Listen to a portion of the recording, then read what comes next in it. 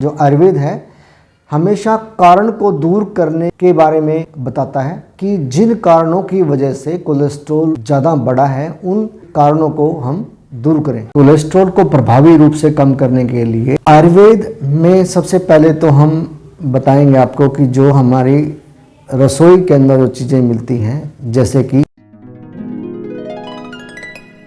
चलिए आज फिर हम आयुर्वेदाचार्य डॉक्टर संजीव कुमार जी से जुड़ चुके हैं। आज हम उनसे कोलेस्ट्रॉल बीमारी के बारे में विस्तार से जानेंगे और जानेंगे कि कोलेस्ट्रॉल है क्या, साथ ही जानेंगे आयुर्वेद में इसका क्या इलाज है।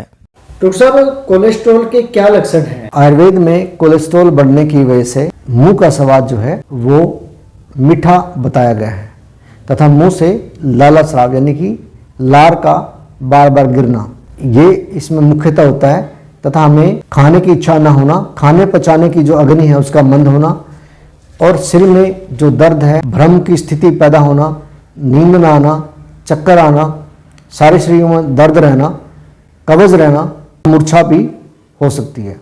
कोलेस्ट्रॉल बढ़ने की वजह से कुछ अंगों में विशेष जो है लक्षण पाए जाते हैं, जैसे हमारी आँख है, आँख के ऊपर या आँख के नीचे कुछ चमकदार चीज़ें नज़र आती हैं, तो वो फैट डिपॉजिट होने की वजह से नज़र आती हैं। तो उसको देख के भी हम अनुमान लगा सकते हैं इस व्यक्ति के अंदर जो है कोलेस्ट्रॉल की मात्रा बढ़ी हुई है। हमारे शरीर में एक तो भारीपन रहेगा, हमारा जो मन है किसी भी विषय पर वो कॉन्सेंट्रेट नहीं कर पाएगा, घबराहट, बेचैनी, थकावट ज़्यादा रहना, ज़्यादा गुस्सा आना, तनाव रहना, कई बार बीपी भी बढ़ सकता है और इसके ज़्यादा बढ़ने की वजह से हमें हृदय विकार भी हो सकते हैं। एक देखा गया है डॉक्टर साहब, कोलेस्ट्रॉल में अक्सर जो मरीज हैं वो दर्द होने की शिकायत करते हैं कि बॉडी में पेन हो रहा है, वो क्या है, उसके बारे में जरा बताएंगे आप? देखो, हृदय से जो धमनियाँ निकलती हैं वो ऑक्सीजन को खून के साथ लेकर के तथा पोषण तत्वों को लेकर के हर एक अंग तक जाती हैं और कोलेस्ट्रॉल बढ़ने की वजह से जब वो नलियाँ संकरी हो जाती हैं तो उन नलियों के संकरी होने से जो पोषण तत्व तथा ऑक्सीजन के प्रवाह में रुकावट आती है वो वहाँ पर आवश्यक मात्रा में नहीं पहुँच पाता, तो शरीर जो है वो कमज़ोर हो जाता है। इसकी वजह से उन्हें बार बार थकावट होती है और दर्द होता है। अच्छा, कोलेस्ट्रॉल का जो लेवल है वो किस स्तर पर घातक होता है, कि उसका क्या मापदंड होता है कि अब कोलेस्ट्रॉल बढ़ चुका है, और वो कौन सा ऐसा टेस्ट है? कोलेस्ट्रॉल के लिए हम लिपिड प्रोफाइल एक टेस्ट करवाते हैं, उसके अंदर total cholesterol, triglyceride, VLDL, LDL, ये सभी कोलेस्ट्रॉल होते हैं। उनका जो सामान्य स्तर है टोटल कोलेस्ट्रॉल का वो 200 से नीचे ही रहना चाहिए। अगर वो 200 से ऊपर होगा तो हम कहेंगे कि भी कोलेस्ट्रॉल बढ़ गया है। अगर वो 201 से 239 के बीच में है तो हम कहेंगे कि हमें अलर्ट हो जाना चाहिए कि कोलेस्ट्रॉल की मात्रा हमारे शरीर में बढ़ रही है और हम अपने खान पान को नियंत्रण करें। ट्राइग्लिसराइड जो लेवल है वो 150 से 200 के बीच में होना चाहिए। अगर वो 201 से ऊपर है तो हम कहेंगे उनका ट्राइग्लिसराइड लेवल बढ़ गया है, तो हमें दूध और दूध से बनी हुई चीज़ें कम कर देनी चाहिए और जिन चीज़ों के अंदर फैट ज़्यादा होता है उनको हमने कम कर देना है। और उसके पश्चात LDL लेवल आता है। LDL लेवल जो है वो 100 से 150 के बीच में सामान्य उनका स्तर होता है।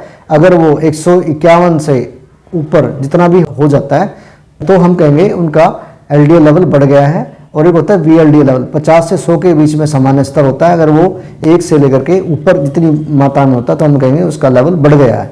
तो हमें बड़ा ध्यान रखना है कि इनका जो सामान्य स्तर है वो सामान्य अवस्था में ही रहे। अगर ज़्यादा हो जाता है तो हमें बहुत थकावट, चक्कर, सरदर्द, मुँह से पानी आना, भूख न लगना, खाने का हजम न होना, घबराहट, बेचैनी, ये सब होने लग जाता है। इन बैड कोलेस्ट्रॉल के अलावा शरीर में गुड कोलेस्ट्रॉल भी होता है जिसको HDL बोलते हैं। इसकी जो नॉर्मल वैल्यू 40 से 60 तक होती है या इससे ऊपर जितना भी हो वो हृदय के लिए अच्छा रहता है। ये हमें बहुत सी बीमारियों से सुरक्षा चक्र प्रदान करता है। तो आयुर्वेद में वो कौन सी औषधियाँ हैं जिनको लेकर इस बीमारी से बचा जा सकता है? आयुर्वेद में सबसे पहले तो हम बताएंगे आपको कि जो हमारी रसोई के अंदर जो चीज़ें मिलती हैं, जैसे कि हींग। हींग अगर हम 1 ग्राम से 2 ग्राम की मात्रा में, या हींगवाष्टक एक चूर्ण आता है, वो 3 से 6 ग्राम की मात्रा में पानी में मिला के उसको लेंगे सवेरे शाम, तो इससे भी हमारा कोलेस्ट्रॉल लेवल कम होता है। कोलेस्ट्रॉल कम करने के लिए हमें मेथी के पानी का भी इस्तेमाल करना चाहिए, या मेथी को किसी न किसी रूप में खाना चाहिए। सब्जी के रूप में खाएं या मेथी के लड्डू बना के खाएं। कोलेस्ट्रॉल को प्रभावी रूप से कम करने के लिए अलसी के बीज का चूर्ण हम 3 से 6 ग्राम की मात्रा में खा सकते हैं। उसके पश्चात लहसुन होता है, उसकी 2 से 3 कलियां अगर हम पानी के साथ सवेरे शाम भी ले सकते हैं, खाली पेट भी ले सकते हैं, खाना खाने के पश्चात भी ले सकते हैं, तो उससे भी हमारा कोलेस्ट्रॉल लेवल जो है काफ़ी हद तक डाउन होता है। लेकिन पित्तस्थ प्रकृति के पुरुषों को खाली पेट खाने से बचना चाहिए, क्योंकि कहीं न कहीं से हमारे जो रक्त की जो ले जाने वाली धमनियाँ हैं उसमें कहीं ना कहीं ब्लीडिंग हो सकती है, खून का स्राव हो सकता है। तो हमें जो पित्तस्थ प्रकृति के जो पुरुष हैं उनको खाना खाने के पश्चात जो है लहसुन का सेवन कम मात्रा में करना चाहिए। उसके बाद आता है हमारा अर्जुन। अर्जुन एक सामान्य जो पेड़ है, आजकल लगभग सभी को इसके बारे में पता है। तो अर्जुन की जो छाल इसमें यूज होती है, तो अर्जुन का एक जो छाल का टुकड़ा 10 ग्राम के करीब ले लें, उसको 12 गुना लगभग 120 ml की मात्रा में पानी में अगर हम उसको उबालेंगे, उसका हम सेवन सवेरे शाम करेंगे। और अर्जुनारिष्ट के नाम से एक बनी बनाई दवाई भी मार्केट में अवेलेबल है, उसकी जो डोज है वो 10 से 20 ml की मात्रा में खाना खाने के पश्चात 3 बार हम उसका यूज करेंगे। आंवले का प्रयोग भी कर सकते हैं। आंवला जो है वो लगभग 3 से 6 ग्राम की मात्रा में सवेरे शाम लेना है।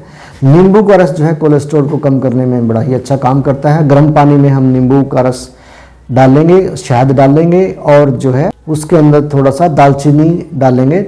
सबको इकट्ठा करके अगर यूज करेंगे तो बहुत अच्छी तरीके से ये हमारा जो मेद धातु को कम कर देता है। सवेरे खाली पेट ही यूज करें इसको। सौंठ का चूर्ण है 3 से 6 ग्राम की मात्रा में सवेरे शाम शहद के साथ लेना चाहिए। यहाँ पे भी इसकी जो प्रकृति भी जो उष्ण है, जो पित्तस्थ प्रकृति है, तो उनको वो खाना खाने के पश्चात ले सकते हैं। आरोग्यवर्धनी वटी जो लीवर पे काम करती है, यानी कि हमें आरोग्य देने का काम करती है, 2-2 गोली हमें 3 समय तक लेनी है। यहाँ पे इसको हम त्रिफला के साथ भी यूज कर सकते हैं, यहाँ पे गोमूत्र के साथ भी यूज कर सकते हैं। और लीवर के ऊपर इसका जो बेनिफिट है, और दूसरा ये स्किन डिजीज में भी काम करती है तथा कोलेस्ट्रॉल को कम करने में भी सहायक है। चंद्रमा वटी 2-2 गोली 3 टाइम हमने लेनी है। शिलाजीत को अगर हम गोमूत्र के साथ यूज करेंगे तो ये भी मेद धातु को कम करता है। इसकी जो डोज है वो 500 मिलीग्राम से 1 ग्राम सवेरे शाम ले सकते हैं। पुष्कर एक पौधा होता है, उसकी जो है रूट का प्रयोग करते हैं यहाँ पे 3 से 6 ग्राम की मात्रा में, उसका भी हम काढ़ा बना के सवेरे शाम ले सकते हैं। बृहदवा चिंतामणि रस और जो है हृदयावरण रस 1-1 रत्ती की मात्रा में अर्जुन के छाल के चूर्ण के साथ लें या अर्जुन के काढ़े के साथ उसको लें।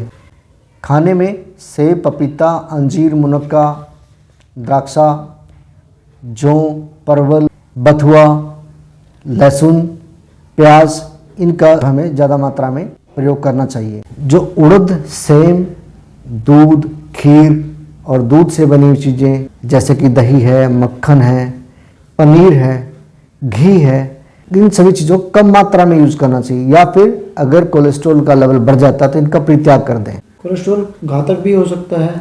बिल्कुल, कोलेस्ट्रॉल की मात्रा जब धमनियों में जरूर से ज़्यादा पाई जाएगी तो जहाँ भी कोई विकृति होगी वहाँ पे जो धमनियों का जो ल्यूमन है या धमनी का मतलब धमनी को हम एक तरह का पाइप माने, अगर वहाँ पे बहुत ज़्यादा मात्रा में कोलेस्ट्रॉल इकट्ठा हो जाता है तो जो ब्लड का लेवल है वो वहाँ पे बहुत ही कम मात्रा में पहुँचेगा तथा जो हमारे अंग हैं उनके पास ऑक्सीजन तथा पोषण तथा न पहुँचने की वजह से उनके अंदर विकार पैदा हो सकते हैं। तो हमें हृदयघात या फिर लकवा, पैरों में अगर खून का दौरा कम हो जाए तो पैरों में जो सुनपनता और जो हमारी नसें रुकाव करने से वो काली पड़ सकती हैं, तो वो गैंग्रीन की स्थिति भी वहाँ पे आ सकती है।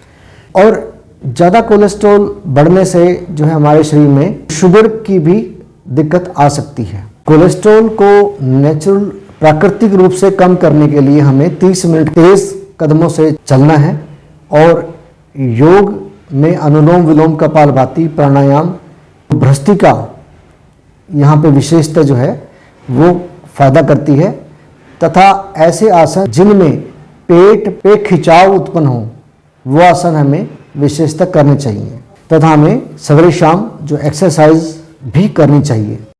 ये थे हमारे साथ आयुर्वेदाचार्य संजीव कुमार जी, जिन्होंने हमें कोलेस्ट्रॉल बीमारी से कैसे निजात पाएं और आयुर्वेद में उसके लिए क्या क्या औषधियां हैं इसके बारे में बड़े ही विस्तार से जानकारी दी।